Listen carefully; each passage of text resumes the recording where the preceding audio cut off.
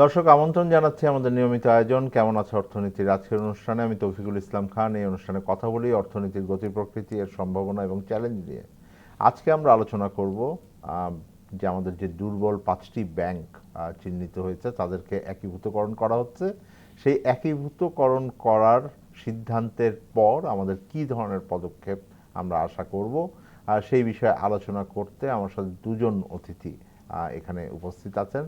আমার সাথে উপস্থিত আছেন বাংলাদেশের ব্যাংকিং খাতের যে গবেষণা প্রতিষ্ঠান বিআইবিএম এর সাবেক ডিজি তৌফিক আহমেদ চৌধুরী, এবং আমার সাথে আছেন মোসলেউদ্দিন, তিনি বাংলাদেশের অন্যতম শাহজালাল ইসলামী ব্যাংক লিমিটেডের ম্যানেজিং ডাইরেক্টর। আপনাদের দুজনকেই ধন্যবাদ এই অনুষ্ঠানে আসার জন্য। তৌফিক আহমেদ চৌধুরী, আপনার সাথে আলোচনা শুরু করি। আপনার দীর্ঘদিন ধরে কত 3-4 দশক ধরে আপনি ব্যাংকিং খাতকে অবজার্ভ করছেন, গবেষণা করছেন, এ বিষয়ে কাজ করছেন। এই যে পরিস্থিতিটা এখন আছে, এটা নিঃসন্দেহে আমরা বারবার আলোচনা করেছি, এটা ইতিহাসে এরকম পরিস্থিতি ব্যাংকিং খাতের এতখানি খারাপ কখনো ছিল না। এবং সত্যিকার অর্থে যদিও মার্জার যে টার্মটা আমরা এখন ব্যবহার করছি, একীভূতকরণ, এইটাও নতুন একেবারে প্রথম করছি আমরা তা না, এর আগে হয়েছে বাংলাদেশে। কিন্তু এর আগে এই ধরনের যে ট্রাবল ব্যাংক, এটাকে উদ্ধার করার মূল কাজটা হয়েছে হলো, আমি বলবো যে সরকারি ব্যাংকগুলো ছিল, ওটা মালিকানা সরকারের ভিতরেই ছিল, সেইটার ভিতরে কাজ হয়েছে। কোনো কোনো ক্ষেত্রে আমরা কিছুটা সফলতা দেখিয়েছি, এবং তারপরে সেটার ভিতরে ব্যক্তি খাতের বিনিয়োগ এনেও করা হয়েছে, এরকম উদাহরণও আছে। আবার কোনো কোনোটা আমরা অতখানি পারি নাই, কিন্তু এক ধরনের টিকে থাকার পরিস্থিতি সরকারি ব্যাংকগুলোর ভিতরে ছিল। বিশেষ করে আমি বলবো যে পূবালী ব্যাংক একটা বড় সাফল্যের জায়গা, যেখান থেকে অনেকখানি উঠে এসছে, ব্যক্তি খাতের ব্যবস্থাপনা এসছে, এই ধরনের উদাহরণও আছে। কিন্তু এই পরিস্থিতি একটা বিশেষ পরিস্থিতি, এটা আমরা প্রায় এখন 1 দশক ধরে আমরা এই আলোচনা করছি, এবং অন্তর্বর্তীকালীন সরকার দায়িত্ব নেওয়ার প্রায় বছরখানেক পরে এখন ক্যাবিনেটে এই সিদ্ধান্তটা হলো যে একীভূতকরণের যেই প্রক্রিয়াটা আছে এটা চালু করা হলো। কেমনভাবে দেখছেন? অন্তর্বর্তীকালীন সরকার ক্ষমতায় আসার পরে আর্থিক খাতে বেশ কিছু সংস্কার কার্যক্রম ওনারা হাতে নিয়েছেন। বেশ কিছু ব্যাংকের বোর্ডগুলো রিস্ট্রাকচার করেছেন, তারপরে ডিপোজিট ইন্স্যুরেন্সের লেভেলটা একটু বাড়িয়েছেন, এবং আরও বেশ কিছু। তো তার মধ্যে একটা অন্যতম হচ্ছে যে ব্যাংক রেজুলেশন অর্ডিন্যান্স একটা করেছেন 20-25। সেখানে বাংলাদেশ ব্যাংকে যথেষ্ট ক্ষমতা দেওয়া আছে যে কোনো ডিস্ট্রেস ব্যাংকে তারা টার্ন অ্যারাউন্ড করার জন্য বিভিন্ন ধরনের পদক্ষেপ নেওয়া হবে। অধিগ্রহণও করতে পারে। অধিগ্রহণের কথা অবশ্য সেইভাবে বলা নাই, তবে তবে মার্জারের কথা বলা আছে, এই আপনার ব্যাড ব্যাংকের কথা বলা আছে, এই সমস্ত কথাবার্তা বলা আছে। এবং সেটার আওতায় কিন্তু এখন এই আপনার এই মার্জার এই ইয়েটা চলছে, প্রসেসটা চলছে, একীভূতকরণের প্রসেস। এবং আপনিই বললেন যে গতকাল কি সম্ভবত যে এটা আমাদের ক্যাবিনেটও পাস হয়েছে। তবে এখানে আমার একটু কথাবার্তা হচ্ছে সেটা যে মার্জার আসলে তো পৃথিবীর সব দেশে, আমি অনেক দেশের মার্জারের এই কেসগুলো দেখেছি। সব দেশে মার্জার বেসিক্যালি হয় একটা ভলান্টারি প্রসেস, এখানে রেগুলেটররা চাপিয়ে দেয় না মার্জার সাধারণত। যদিও এরকম এক্সাম্পল কিছু আছে আমেরিকার কনটেক্সটে, তো সেগুলো অবশ্য অন্য প্রসঙ্গ। তো আমাদের মতো অবস্থায় রেগুলেটররা মার্জার চাপিয়ে দিয়েছে, এরকম এক্সাম্পল আমি রীতিমতো আমি কোনোভাবে পাই নাই। এবং মার্জার বেসিক্যালি প্রত্যেকটা মার্জারের একটা আপনার যেটাকে আমরা বলি একটা সিনার্জিক ইফেক্ট থাকে। তো আমাদের মার্জারের মধ্যে আপনি যেহেতু বলতে চাইলেন যে মার্জার পরবর্তী অবস্থা কি হবে, তা আমি কোনো সিনার্জিক এফেক্ট দেখি না। এই যে 5টা ব্যাংক একত্রিত করছে ইসলামিক ধারার, তার মধ্যে যদিও তাদের মধ্যেও আপনার বেশ কিছু বৈশিষ্ট্যের একটু ডিফারেন্স আছে, তার মধ্যে মানে পরিস্থিতিরও একটা তারতম্য আছে। তো তার মধ্যে আমি সিনার্জিক এফেক্ট আমি কোনোটাতে দেখতে পাচ্ছি না। আমরা ম্যানেজমেন্টের ভাষায় বুঝি সিনার্জিক এফেক্ট মানে আপনার 1+1 = 2 এর বেশি হবে, এটা হচ্ছে সিনার্জিক এফেক্ট। কিন্তু এইখানে আমি যেটা দেখতে পাচ্ছি যে 0+0+0+0=0 তো হবে, এর মধ্যে আমি বললাম না সেই ইম্প্যাক্টটা আমি দেখতে পাচ্ছি না। যে সব দেশে মার্জারের পিছনে কিন্তু এই মোটিভেশনটাই কাজ করে তাই না? কিন্তু যে সেটা আমি এফিসিয়েন্সি বাড়বে, সবকিছু আর বাড়বে, দুটো ব্যাংক বা দুটো প্রতিষ্ঠানের যে তাদের কষ্ট ক্ষমতা, কমবে, সেগুলো এফিসিয়েন্সি একসাথে বাড়বে, এসে আরো তারা মার্কেট বেশি শেয়ার হবে। বাড়বে, এরকম কিছু আর কি। যাই হোক, আমি যেটা বলতে চাই, আপনি কি কারণে আপনি সরকারি টাকা দিয়ে প্রাইভেট সেক্টরের ব্যাংকগুলোকে বেল আউট করবেন বলেন? প্রাইভেট সেক্টরের ব্যাংকিং খাতের সাথে আপনি আছেন মসিউদ্দিন, কিন্তু এইটা তো অনেকদিন ধরেই আলোচনা হচ্ছিল যে আসলে অনেকেই বলেছেন এটা ছাড়া উপায় নাই। কারণ হলো যে বাংলাদেশের অর্থনীতিকে মানে ধরে রাখার একটা লক্ষ্য ছিল, এবং তার ভিতরে একটা ব্যাংক রান, যেটা আমরা বলি যে অনেকগুলো মানুষের অর্থ যদি এখন অনিশ্চিত অবস্থায় পড়ে যায়, পুরো বাজারের কনফিডেন্সই কমে যায় কিনা, ব্যবসার কনফিডেন্সই কমে যায় কিনা, সেই জায়গা থেকেই হয়তো একটা ডেসপারেট অ্যাটেম্পট আমি মনে করি যে এইটা হয়েছে। কিন্তু যে প্রক্রিয়াটা হয়তো এখন অনেক বেশি দৃশ্যমান হলো, আমরা গত এক বছর অনেক আলোচনা করেছি, অনেক চিন্তা ভাবনা করেছি যে কিভাবে হবে, এটা আসলেও করা যাবে কিনা, তারই একটা বড় পদক্ষেপ হয়তো এখন সিদ্ধান্ত হয়েছে, এখন এটা প্রক্রিয়ার ভিতরে আসবে। আপনার দৃষ্টিভঙ্গি থেকে কিভাবে দেখছেন এটাকে, যে আসলে এই পদক্ষেপটা কি একটু ইতিবাচক দিকে যাবে কিনা? ব্যাংকের মার্জার আর যে কোনো কোম্পানির merger is a usual practice in all over the world. আপনি ইন্ডিয়াতে পাঞ্জাব ন্যাশনাল ব্যাংকের দেখছেন, ইউটিআই ব্যাংকের দেখছেন, এগুলো কিন্তু সবগুলো একটা স্ট্রং ব্যাংকের সাথে মার্জ হয়ে এটা চলে গেছে। আমি যখন স্টেট ব্যাংক অফ ইন্ডিয়াতে ছিলাম তখন কিন্তু আমরা রূপালী ব্যাংকে টেক ওভার করার জন্য টেন্ডারে জমা দিয়েছিলাম। ওনাদের তখন অবজেক্টিভ, আমি তখন জিজ্ঞাসা করেছিলাম what is the benefit of that merger. বললো দুইটা, একটা হচ্ছে ইনঅর্গানিক গ্রোথ, হঠাৎ করে আপনি you will get the all in ready infrastructure, আর একটা হচ্ছে যে মার্জার করলে তার যে লস আছে এটা হচ্ছে এর ট্যাক্সেবল ইনকামকে কমিয়ে দেয়, so they will get the tax benefit and all those things. But এটার পরিপ্রেক্ষিতে একটু ভিন্ন। এটা আমি বললাম যে একটা ভালোর সাথে খারাপে হয়। সেরকমভাবে আমার একটা কোম্পানির সাথে পরিচয় হয়েছিল, সান ফার্মাসিউটিক্যালস লিমিটেড, ইন্ডিয়াতে নাম্বার 3 ফার্মাসিউটিক্যাল ইন্ডাস্ট্রি। ওইটার সিওর সাথে একদিন কথা বলছিলাম, always they look for the merger with the মানে লস মেকিং ফার্মাসিউটিক্যাল কোম্পানি। বলতেছিল যে আমাদের we are making the huge profit, so আমার all the systems are in place, so আমি যদি একটা লস মেকিং ফার্মাসিউটিক্যাল নিয়ে নিই তাহলে ওই দ্যাট ইজ দ্য যে আমার ট্যাক্সেবল প্রফিটকে কমিয়ে দিবে, as well as I expanded আর ইমিডিয়েট ইনভেস্টমেন্ট বেনিফিট পাওয়া যায়। এই ক্ষেত্রে যেটা হচ্ছে যে আমার কাছে মনে হচ্ছে যে এটা যে করা হয়েছে that is the no choice basis. আসলে আর there is no other alternative. অনেক ডিবেট হয়েছে, এটা কোনো অল্টারনেটিভ নাই। একটা জিনিসকে পুঁজি করে এই জিনিসটা তৈরি করা হয়েছে, that is the credibility of the depositors based on the government's মানে আন্ডারটেকিং। যেহেতু গভর্নমেন্ট আন্ডারটেকিং করছে, সো ডিপোজিটররা ক্ষণিকের জন্য হলো they will get the guarantee যে they will get back their money sooner or later, that's the এইটার একটা মেইন অবজেক্টিভ, দ্যাটস ওয়াই এটা গভর্নমেন্টের। বাট আমি স্যারের সাথে একমত যে গভর্নমেন্ট করছে fine, that credibility point of view this is also very good, but that bank has to B run very professionally and with the best under the best management. আপনি স্টান ব্যাংকের এক্সাম্পল দেখেন, city ব্যাংকের example দেখেন, পূবালী ব্যাংকের example দেখেন, এগুলো কিন্তু যদি আপনি দেখেন তাহলে দেখেন যে তাদের ডেলিগেশন অফ অথরিটি, তারা কিন্তু ম্যানেজমেন্ট যখন তারা টেক ওভার করেছিল, তারা বোর্ডের সাথে এগ্রিমেন্ট সাইন করেছিল যে আপনারা এটা করতে পারবেন না, এটা করতে পারবেন না, এটা করতে পারবেন না, আমাদেরকে এত বছরের জন্য আমাদেরকে দিতে হবে। কোনো এক সময় স্টার্ট ব্যাংকের চেয়ারম্যান আমার কাছে তার বোনের ছেলের চাকরির জন্য আমার কাছে রিকোয়েস্ট করছে যে then I is the MD of NCC bank, বলছে যে তখন আমি বলছি যে you are the chairman of a bank, আপনি আপনার বোনের ছেলের চাকরির জন্য আপনি আমার কাছে রিকোয়েস্ট করছেন। বললো না, আমি এমডির কাছে আমরা অঙ্গীকারবদ্ধ যে আমরা তাকে ডিস্টার্ব করবো না, will not make any request. To what extent that is that they are complying their commitment. তো আমি সেটা বলছি যে গভর্নমেন্টের যে অবজেক্টিভ থেকে যেটা করা হয়েছে that's fine, because of the credibility one sort of guarantee they are trying to give the message to the depositors, কিন্তু বেস্ট বোর্ড এবং বেস্ট ম্যানেজমেন্ট দিয়ে এই ব্যাংকগুলোকে রান করতে হবে। এবং আরেকটি জিনিসকে এখানে কনসিডার করা যেতে পারে, আপনি জানেন যে আমাদের সবচেয়ে বড় ইসলামী ব্যাংক, এটা কিন্তু 1 লক্ষ কোটি টাকার বেশি শুধু একটা বাস্কেটে চলে গেছে, সাইফেন হয়ে গেছে।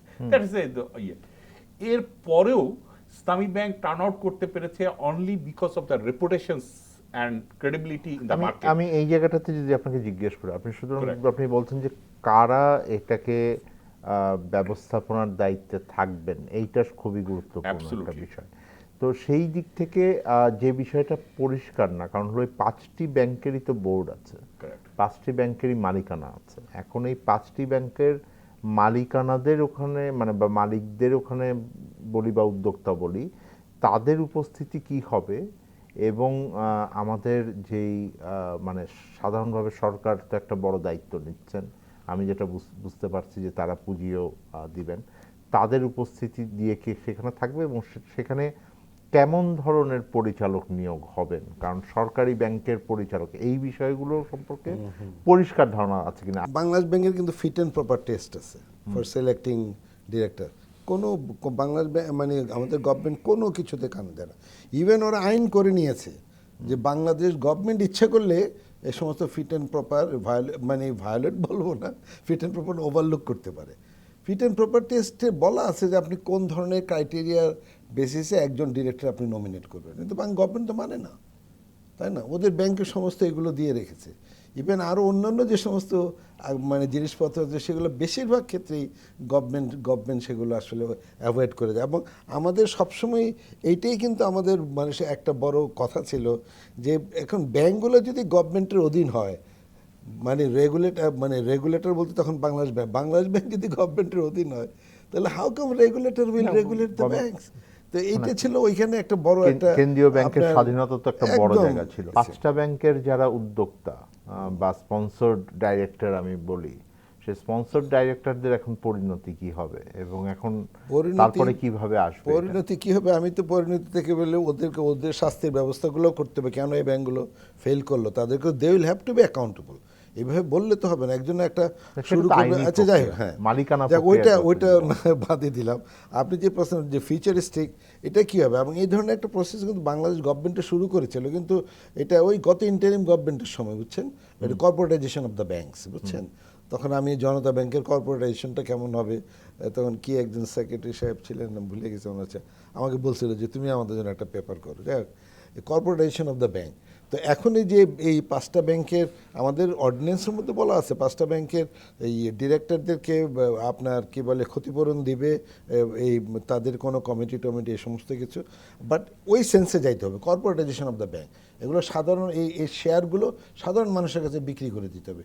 সেক্ষেত্রে যদি এটা ভালো মতো চলে, এখানে সাধারণ মানুষের কাছে বিক্রি করার ফলে তার মানে কি শুধু গভর্নমেন্ট না, গভর্নমেন্ট যদি যতটুকু ওনারশিপ নেয় ততটুকু গভর্নমেন্টও আপনার রিপ্রেজেন্টেটিভ পাঠাবে টু দ্য বোর্ড, এবং সাধারণ মানুষের কাছে এইগুলো শেয়ারগুলো যদি বিক্রি করে, পুঁজিবাজারের কথাই আপনি বলছেন। জাস্ট পুঁজিবাজারের কথা কয়েকটি ব্যাংক তো পুঁজিবাজারের ভেতরেও আছে। তো এই জায়গায় পুঁজিবাজারের যে ভেতরে যে ব্যাংকগুলো আছে তাদের সাথে দু একটি ব্যাংক আবার আছে যারা পুঁজিবাজারে নাই হয়তো। তো সেই ক্ষেত্রে এই বোর্ড গঠনের ক্ষেত্রে আপনার কোনো পরামর্শ থাকবে কিনা, যেহেতু আপনি বলছেন যে ব্যবস্থাপনাটাই গুরুত্বপূর্ণ, কারণ বোর্ড একটা আর একটা হলো ব্যবস্থাপক। বাংলাদেশের রেসপেক্টে যেগুলো ব্যাংকগুলো ঠিক হয়েছে, আমি সিটি ব্যাংকের এই টোটাল এর সাথে জড়িত ছিলাম। যখন সিটি ব্যাংক টার্ন আউট করলো 5 বছর আমি কিন্তু ওর ভিতরে একটা মেম্বার ছিলাম। তখন কিন্তু যে কাজটা করেছে যে ম্যানেজমেন্টেই এভরিথিং ইয়ে করেছে, বোর্ড শুধুমাত্র ওদেরকে সাপোর্ট দিয়েছে, যে বোর্ড ইন্টারফেয়ার করে নাই। এবং ম্যানেজমেন্ট কিভাবে করেছে আমি কিছু এক্সাম্পল দেই। সেফ যে আমি যেটা দেখলাম যে প্রথমের দিকে হোয়াট এভার দিস তারা ইন্টারনাল যে রিসোর্স ছিল সেইগুলির প্রত্যেকের জন্য সে ক্রেডিটের জন্য আলাদা পরীক্ষা নিল, যে দ্য বেস্ট রিসোর্সেস কারা হবে, ট্রেড ফাইন্যান্সের জন্য আলাদা রিসোর্সেস কারা হবে, যে তার বেস্ট পিপলগুলোকে ইয়ে করে তারা ইয়ে করলো, আপনার সেট আপ করলো। এবং যারা নন পারফর্মার ছিল তারা আস্তে আস্তে ব্যাকওয়ার্ডে ইয়ে করলো, এবং যারা পারফর্মার হলো over the time, even short term, this is even the 6 months, they used to get the reward in terms of the increment or something else and all these things. এবং তারা রিয়েল পিকচারটাকে সামনে নিয়ে আসলো যে this is our picture, so আমাদেরকে next 6 months এখানে যেতে হবে, 1 বছরে এখানে যেতে হবে, ওই 18 months এখানে যেতে হবে, এক্সেট্রা। আমার খেয়াল আছে in the year of 99 and 2000 Eastern ব্যাংকের ক্লাসিফিকেশন ছিল I think close to 40%। Eastern bank was making good profit, but always সে ক্যামেলসের সিতে থাকতো, সি ক্যাটাগরিতে থাকতো because of the high NPL. সেখান থেকে কিন্তু তারা কাভার আপ করে কিন্তু আজকে তারা one of the best bank হিসেবে চলে এসেছে। এনপিএল সবচেয়ে কমগুলো। তো আমি বোর্ডের থেকে আমার কাছে মনে হচ্ছে যারা অ্যাকচুয়ালি কাজটা ডিরেক্টলি করবে, এই জায়গাটাতে যেন কোনো ধরনের কোনো কম্প্রোমাইজ Management এর ট্র্যাডিশনাল বিষয়টা ইয়েতে গুরুত্বপূর্ণ। কম্প্রোমাইজ না হয়, এবং দরকার হলে বাংলাদেশ বিমানকে চালানোর জন্য তো একটা ফরেনার নিয়ে এসে দে হ্যাভ ট্রাইড, নো, যদি ইফ পসিবল যদি মনে করে যে local resources is not available, then আমার কাছে মনে হয় the best resource whatever the available তারা নিয়ে এসে স্টার্টিংটা করে দিয়ে যাক। দর্শক, আমরা আলোচনা করছিলাম যে ব্যাংক একীভূতকরণ হচ্ছে এবং সেই একীভূতকরণ করার পরবর্তী পদক্ষেপগুলো কি হবে, আলোচনায় ফিরবো, আমাদের সাথে থাকবেন।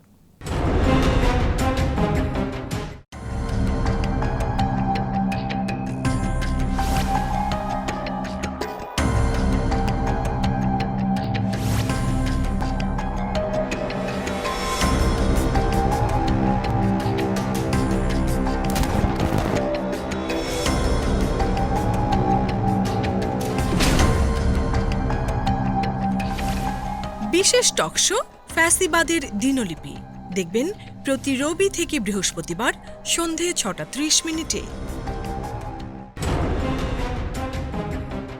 তৌফিক আহমেদ চৌধুরী, আমরা যেই আলোচনাটা আপনি বলছিলেন, যে মোস্তাউদ্দিন সাহেব বলছিলেন যে বোর্ড একটা গুরুত্বপূর্ণ, বাট বোর্ডের কাজ হবে হলো তারা দূর থেকে শুধু অবজার্ভ করবেন এবং পলিসির ব্যাপারে তারা চিন্তা করবেন, কিন্তু ম্যানেজমেন্টে তারা হস্তক্ষেপ না করে ম্যানেজমেন্ট একটা দক্ষ টিমের কাছে, আমি বলবো যে টিমের কাছে দেওয়ার ব্যাপারে ওনারা বলছেন। এবং শুধুমাত্র একজন এমডি বা একজন দুজন ডিএমডির বিষয় না, It's a teamwork. পুরনো অভিজ্ঞতার থেকে যেটা মোস্তাউদ্দিন সাহেব বলছেন, আপনারা দুটো ব্যাংকের কথা বলেছেন, সিটি ব্যাংক এবং ইস্টার্ন ব্যাংক, পূবালী ব্যাংকের কথাও এনেছেন। এই ব্যাংকগুলো ঘুরে দাঁড়ানোর রেকর্ড আছে, সুতরাং হয়তো এতখানি খারাপ অবস্থা ছিল না, কিন্তু একটা খারাপ অবস্থা থেকে ব্যক্তি খাতের ব্যাংক হিসেবে তারা ঘুরে দাঁড়িয়েছেন। এটা সেই ম্যানেজমেন্টের এফিসিয়েন্সি এবং বোর্ডের সদিচ্ছার কারণে। আমি যদি এখন এই ব্যাংকগুলোর যেটা মার্জ হয়ে একটি ব্যাংক হয়তো হবে, সেই ব্যাংকগুলো ঘুরে দাঁড়ানোর ক্ষেত্রে আপনি ব্যবস্থাপনার গুরুত্বপূর্ণ যে বিষয়টি, সেইটার প্রসঙ্গে আবার গভর্নর খুবই মানে রিসেন্ট টাইমে বলেছেন যে বাংলাদেশে এখন দক্ষ ব্যাংকার পাওয়াটা কঠিন হয়ে গেছে। এটা শুধুমাত্র লিডারশিপ রোলে না, অন্যান্য রোলের ক্ষেত্রেও তিনি দেখেন যে এই ধরনের একটা ঘাটতি রয়ে গেছে, ভালো লোক পাওয়া যাচ্ছে না। এবং বিশেষভাবে এই ধরনের একটা কঠিন পরিস্থিতিতে এটার দায়িত্ব নেওয়ার ক্ষেত্রে একটা চ্যালেঞ্জ তো থাকবে। আবার অন্যদিকে যদি বলি, এই ব্যাংকগুলো যাদের লিডারশিপে এই পরিস্থিতিতে এসছে, তাদের ভবিষ্যৎ নিয়েও তো আপনি বলেছেন যে তাদেরকেও প্রশ্নের মুখে আনা উচিত, তাদেরকেও জবাব দিতে আনা হলে উচিত। কি আসলে কিভাবে এটা কি পসিবল হবে কিনা, হাউ টু ডু ইট? আসলে গভর্নর মহোদয় যেটা বলছে এটা একেবারে অমূলক বলে নাই, কিন্তু আমি ফিল করি না যে এই প্রবলেমটা হবে।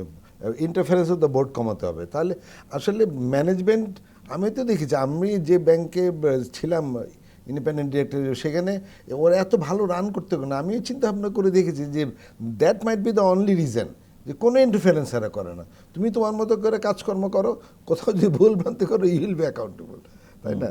এবং আসলে আর বাংলাদেশের কনটেক্সটে তো বোর্ডকে তো পলিসি তৈরি করতে হবে, পলিসি তো বাংলাদেশ ব্যাংক দিয়ে করে দিচ্ছে, তার নিজস্ব ব্যাংকের সাথে এটা একটা অ্যাডজাস্ট করে রিকনসাইল করতেছে। তো সুতরাং বোর্ডের কাজটা অনেকটা সহজ করে দিচ্ছে আপনার সেন্ট্রাল ব্যাংক। বরঞ্চ ম্যানেজমেন্ট যদি ইন্টারফারেন্স না হয়, আমি তো মনে করি বাংলাদেশে এখনও যে কোয়ালিটির লোকই থাকো, তারা they can run very well. শুধুমাত্র যদি আপনার বোর্ডের ইন্টারফারেন্সটা যদি কম থাকে। প্রত্যেকেই কোনো না কোনোর সাথে এনগেজ আছে, এখন তারা ওইটার ভিতরে এই চ্যালেঞ্জিং এ আসবেন কিনা that's a big question. But আমি ওটার থেকে একটু অন্যভাবে বলি যে দেখেন, বাংলাদেশে এসসিবি এবং HSBC both are run by the Bangladeshi people. So এটা তো ইন্টারন্যাশনাল ব্যাংক, এবং এখানে বড় ইন্টারন্যাশনাল, অ্যাবসলিউটলি, এবং এখানে কিন্তু কোনো মালিক পক্ষ বোর্ডে এসে বসছে না। প্রত্যেকদিন এসে বা সপ্তাহে আমার চুরি হয়ে গেল কিনা আমি দেখে আসি, কেউ নাই। So once the system will be in place, so এখানে মালিক পক্ষ বা ম্যানেজমেন্টের তখন কিন্তু কাজের ইয়েগুলো অনেক সহজ হয়ে আসে। সুতরাং আমি প্রথম যে এমফাসিস করতেছি, দ্য অটোমেশনস, দ্য সিস্টেম, সেন্ট্রালাইজেশনস, এইটার একটা ট্রু পিকচার দেখবে যখন মানুষ দেখবে, তখন automatically the people will started of getting the confidence যে না, অ্যাকচুয়ালি বাহ্যিকভাবে না, ইন্টারনালিও দেয়ার আর লট অফ চেঞ্জেস আর দেয়ার। এইটার আমূল সিস্টেমগুলোতে চেঞ্জ, তার ফোকাস এরিয়া চেঞ্জ করে ফেলতে হবে। যে সবাই একই ট্র্যাডিশনাল ইয়েতে যাচ্ছে, এই মুহূর্তে ওই বড় বড় কর্পোরেটকে শত শত কোটি টাকা লোন দিতে হবে, ইটস নট লাইক দ্যাট। অনেক জায়গা আছে যেখানে আনট্যাপড জায়গা আছে, অনেক আনব্যাংকেবল পিপলের জায়গা আছে। সেকেন্ড ইস্যু যদি আপনাকে জিজ্ঞেস করি, সেটা হলো যে ফান্ড, সেটা হলো যে লিকুইডিটির তো ঘাটতি আছে, পুঁজির ঘাটতি আছে, পুঁজি প্রায় পুরোটাই চলে গেছে, এবং আপনি বারবারই বলছেন যে কনফিডেন্স আনাটা, এটা Correct. সব ধরনের কনফিডেন্সই। অর্থায়নের জায়গাটা Correct. কতখানি মানে আসলে সামাল দেওয়া যাচ্ছে বা যাবে? গভর্নমেন্টের হাতে গেল দেখে প্রত্যেকেই কালকে টাকা উঠাতে গেল যে টাকা পেয়ে যাবে, সেটা is not like that. Government clear করেছে যে যাদের 2 লক্ষ টাকা পর্যন্ত আছে they will get the fund immediately. এর পরবর্তীতে 17 দিন সময়ের কথা বলেছে। এর পরবর্তীতে যাদের কর্পোরেট ডিপোজিট আছে তাদের কিছু শেয়ারে তাদেরকে কনভার্ট করা হবে। ইসলামী ব্যাংকের যে স্ক্যামটা হলাম, আমরা কিন্তু খুব কনসার্ন ছিলাম যে এত বড় একটা ব্যাংক আসলে এত প্রায় 1 লক্ষ কোটি টাকার উপরে আপনার সাইফান হয়ে গেল, তা how the banks will run in a কিন্তু আলটিমেটলি কি দেখা গেল কি ওইখানে কিন্তু ডিপোজিটর অলনে সাডেন সবাই গিয়ে টাকা তুলতে চায় নাই। হ্যাঁ, এবং সেটা কিন্তু তার নিজস্ব রেপুটেশন দিয়ে, ক্রেডিবিলিটি দিয়ে কিন্তু আবার সেটাকে রিসাইকেল করার জন্য আবার তারা দাঁড়াতে পেরেছে। কিন্তু এক্ষেত্রে যেটা হবে যে অ্যাকচুয়ালি যারা ডিপোজিটর আছে তাদের তো হারানোর কিছু নাই, তার দে হ্যাভ অলরেডি লস দেয়ার মানি। তো সুতরাং সেইটাকে যদি তারা এই গভর্নমেন্টের আন্ডারটেকিংয়ে, গভর্নমেন্টের কনফিডেন্সে তারা যদি একটু ধীরে সুস্থে এই ব্যাংকগুলোকে দাঁড়ানোর জন্য সময় দেয়, এবং ব্যাংকটা যদি প্রপারলি ম্যানেজমেন্ট দিয়ে ফিট ইন হয়, তাহলে আমার কাছে মনে হয় যে it might take time, but it is possible, it is not impossible. একই প্রশ্ন যদি তৌফিক আহমেদ চৌধুরী আপনাকে করি, এবং আমাদের পুরনো তো কিছুটা অভিজ্ঞতা আছে, মানে ওরিয়ন ব্যাংকের ফল এবং তারপরে সেটাকে পুনর্গঠন করা, তার মাধ্যমে সরকারের শেয়ারও ইজ কোয়াইট হাই, কিন্তু সেই ব্যাংক এখনো বেশ খানিকটা চাপেই আছে, যদিও রান করেছে একভাবে। এগুলো রান না করার মতোই। মানে আসলে আপনি বলছিলেন যে জনগণের অর্থ দিয়ে এইটাকে কতখানি আমরা কম্পেনসেট করব, নাকি ভিন্ন অর্থায়নের জায়গা খুঁজে বের করব? আপনার না, মতামত ভিন্ন কি? অর্থায়নের জায়গাটা ওইটাই আমি বেশি পছন্দ করলাম আপনার, বুঝছেন। আসলে এই শুধুমাত্র ডিপোজিটের উপর দিয়ে ডিপেন্ড করে আবার হবে না। বাংলাদেশের ব্যাংকগুলো দেখেন, আমাদের 80-র দশকে আমাদের ব্যাংকের সংখ্যা ছিল 8টা-10টা। তখন আমাদের সবগুলো ব্যাংকের সোর্স অফ ফান্ড ছিল একমাত্র ডিপোজিট। এখন ব্যাংকের সংখ্যা 61টা, still source of fund is only 1 deposit. আর কি সোর্স অফ ফান্ড হতে পারে? এবং বাংলাদেশের ব্যাংকাররা কেউই non deposit source of fund explore করে না। ইভেন আমরা যেটাকে বলি off balance sheet sources of fund কেউ এক্সপ্লোর করে না। Yes, yes. আমি সবগুলো ব্যাংকের বলি, আমি বাংলাদেশ থেকে আমি নিয়ে গেছিলাম, I was the head of the team, যে যে ইন্ডিয়াতে দেখানোর জন্য যে without taking a single taka deposit from the depositor, how come I bank can run, বুঝছেন। আপনি 1 পয়সা ডিপোজিটরদের টাকা নিচ্ছেন না। Simply through asset securitization you are generating new fund and you are giving এটা নিউ একটু লোন। ব্যাখ্যা করে যদি জনগণের জন্য বলেন আর কি। Linkage between banking market and the security market, বুঝছেন। দ্য ব্যাংকিং মার্কেটে যে ভালো লোনগুলো আছে, লোনগুলো তো সব আপনার যে কি বলে আপনার ইললিকুইড অ্যাসেট, তাই না? কারণ লোনটা আপনার ম্যাচিউর হবে 5 বছর পরে, তারপর তো টাকা পাবেন 5 বছর পর্যন্ত, এটা ইললিকুইড। তো ওই ইললিকুইড অ্যাসেটের এগেনস্টে আপনি বাজারে সিকিউরিটি পেপার ছেড়ে দেন, তাহলে সাথে সাথে টাকাটা পেয়ে গেলেন। যারা বন্ড হোল্ডার, যারা এটা পারচেস করার টাকা দিবে, ওই টাকা দিয়ে আপনি নতুন করে লোন দেন, আবার নতুন করে সিকিউরিটি পেপার ছাড়েন, এবং আপনি বেশি টাকারে যান না, তাহলে আবার 7-8-এর মতো আমেরিকান ওই সাবপ্রাইম মর্টগেজে আবার পড়ে যাবেন না, ওই রকম না। আমরা বলেছি বাংলাদেশের কনটেক্সটে শুধুমাত্র একেবারে যেটাকে আমরা বলি প্লেইন ভ্যানিলা, এরকম কেস চলতে পারে একটা, এবং এইভাবে আপনি হিউজ ফান্ড জেনারেট করতে পারেন। এবং ইন্ডিয়ান সিকিউরিটি মার্কেটগুলো যে ডেভেলপ করেছে না, one of the most important reason is this asset securitization, জানেন। সেটা ক্যাপিটাল মার্কেটের ক্ষেত্রেও তখন আরো তখন ক্যাপিটাল মার্কেটও বড় চাঙা হবে, চাঙা কারণ হবে। এই সিকিউরিটি পেপারগুলো ব্যাংকাররা ইস্যু করবে, এটা তো অন্যরা না, তাই না? সুতরাং জনগণের কনফিডেন্সও বাড়বে ক্যাপিটাল মার্কেটের প্রতি। তো এইভাবে মানে ব্যাংকিং মার্কেট আপনার নতুন করে অনেক আপনার রিসোর্স পেতে পারে, এবং যার ফলে ডিপোজিটের উপর দিয়ে চাপও কম আসবে। এবং আমরা আরেকটা যেটা যদি আমি চিন্তা করি, সেটা হলো যে যেই পাচারকৃত অর্থ যেটা ফেরত আনার কথা হচ্ছে, সেইটার ব্যবহার নিয়ে অনেকে প্রশ্ন তুলেছেন, সেটা দেরিতে হলেও যদি আসে, আমরা কি সেইটাকে, যেহেতু ব্যাংকিং খাতকে আমরা মনে করি যে একটা বড় জায়গা যেখান থেকে এটা পাচার হয়েছে, সেই জায়গাটার পুনর্গঠনের জন্য কি ব্যবহার করা যায়? ব্যবহার তো করা যায়, কিন্তু সেটা তো অনিশ্চয়তাটা অনেক বেশি। আর ব্যাংকগুলোর ব্যাপারে আমি একটা কথা বলি, আপনারা দেখেন সবাই তো আমরা একমন গ্রুপের মেম্বার, আমরা ইন্টারন্যাশনাল রুলস রেগুলেশন আমরা মেনে চলি। মানে একবার টাকা যদি আপনার সিস্টেমে ঢুকে আপনি ফেরত দিবেন না কেন? কারণ না দেওয়ার পেছনে মূল কারণ হচ্ছে তাহলে তো you will also be responsible. আপনারাই সব আইন কানুন করেন, আপনারাই আসলে মানি লন্ডারিংকে উৎসাহিত করেন। ওই কারণেও তারা এটা বলবে যে না, this is good money, I shall not allow you to take back the money. তো ওইটা অনেক অনিশ্চিত, বুঝছেন? ওইটা নিয়ে বরঞ্চ আলাপ আলোচনা না করে বরঞ্চ এক্সিস্টিং যেগুলো অ্যাভেলেবল আমাদের হাতে সেগুলো আমরা কীভাবে ব্যবহার করে আমাদের ফ্লো অফ ফান্ড বাড়াতে পারি, so that we can increase our business in the future. আসলে আমরা কত টাকার কথা বলছি? আরো আমাদের অন্যান্য জায়গা থেকে পুঁজি গঠনের চেষ্টা হবে। This is a starting fund, এটা অবশ্যই হবে না।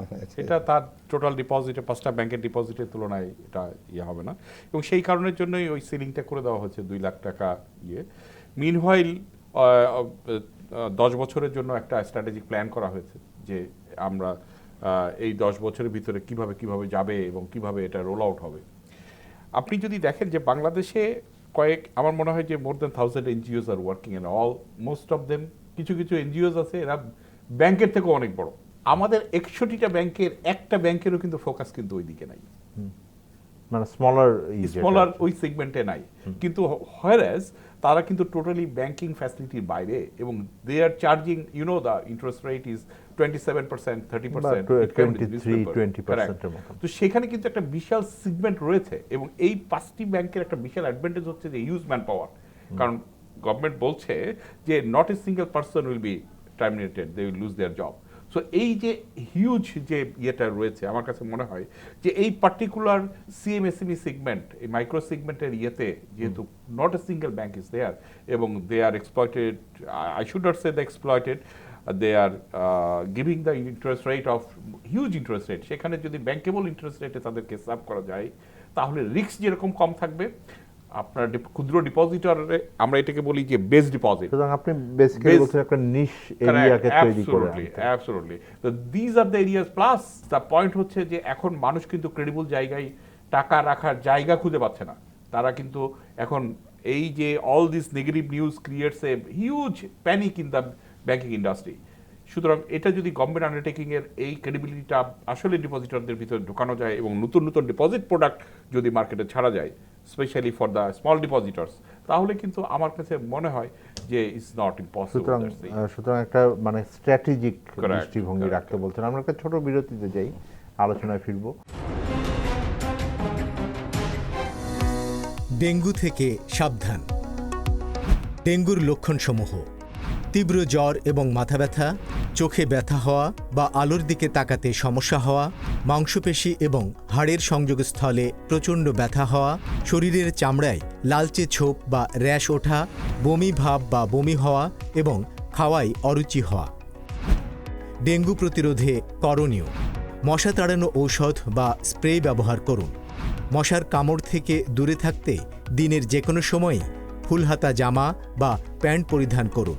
দিনে বা রাতে যে কোনো সময় ঘুমাতে গেলে মশারি ব্যবহার করুন।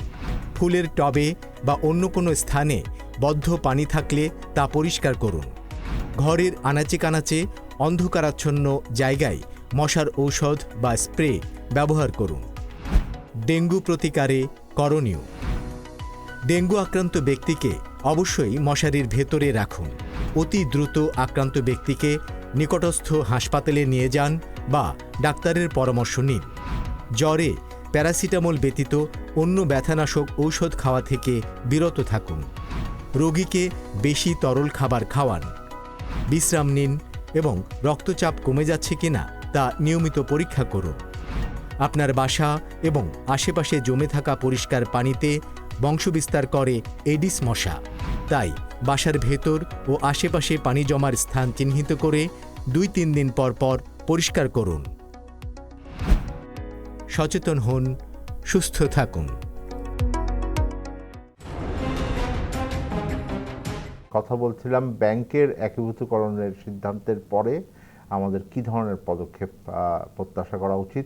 এখন সিদ্ধান্ত হলো, ক্যাবিনেটের অ্যাপ্রুভালও হলো, 5টি ব্যাংকের একীভূতকরণের জন্য একটা বাস্তবসম্মত টাইমলাইন আপনি কিভাবে দেখছেন, এবং তারপরে যদি আমরা বলি প্রথম মানে কয় বছর বা কোন সময়ের ভেতরে আপনি কিছু ইতিবাচক মানে চিহ্ন দেখার আশা করেন?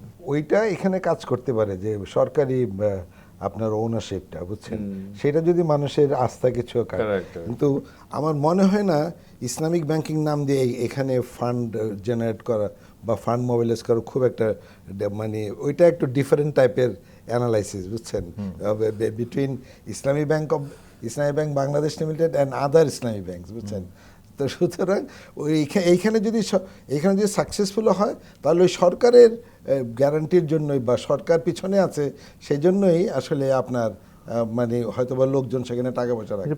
প্রথমটা যদি বলি যে আমরা কতদিনের ভিতরে আসলে এই একীভূতকরণটাকে মানে দেখতে পাবো এখন, মানে আমি তো না, একীভূতকরণ তো এটা এখন তো এটা জাস্ট একটা রেগুলেটরি অর্ডারে হয়ে যাচ্ছে, রেগুলেটরি ডিরেকশনে হয়ে যাবে, ওটা তাড়াতাড়ি হয়ে যাবে। কিন্তু আপনি টার্ন অ্যারাউন্ড করবেন কি এটার ব্যাপারে আমি তো প্রথম থেকে বলছি I am not really very much hopeful about it, এবং সেই জন্য আমি কোনো ধরনের প্রেডিকশনও করতে পারি না, বুঝছেন। এটাই হচ্ছে আমার মতামত।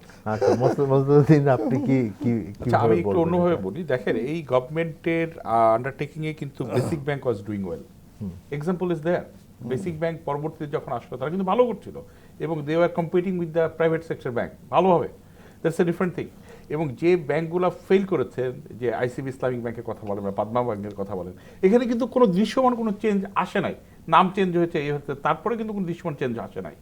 তা আমার কাছে গভর্নমেন্ট সেক্টরের থেকেও কিন্তু ভালো হওয়ার এক্সাম্পল কিন্তু রয়ে গেছে।